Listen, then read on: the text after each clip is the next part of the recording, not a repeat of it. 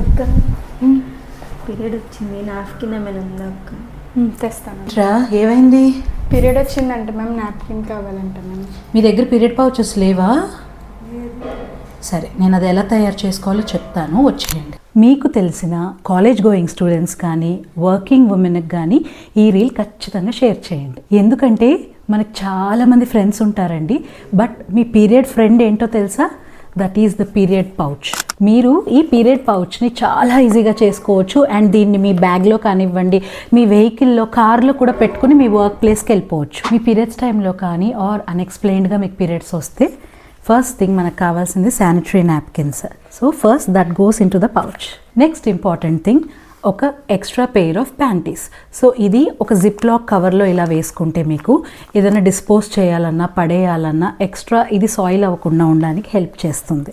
Hand sanitization కోసము and intimate hygiene కోసము మీరు ఇలా ఒక వెట్ వైప్స్, ఒక చిన్న హ్యాండ్ శానిటైజర్ క్యారీ చేయండి. Last but not the least, heavy cramps టైంలో ఇలాంటి ప్యాచెస్ ఉంటాయండి, జస్ట్ లోవర్ అబ్డోమెన్లో స్టిక్ చేసుకోవడమే. సెకండ్ది ఇలాంటి రోల్ ఆన్స్ అవైలబుల్గా ఉన్నాయి. ఇది మీరు జస్ట్ లోవర్ అబ్డోమెన్లో ఇలా జండు బామ్ లాగా ఇలా ఉంటుంది, అబ్డోమెన్ మీద ఇలా రోల్ చేసుకుంటే మీ క్రాంప్స్ రిలీఫ్ అయిపోతాయి. రెడీ.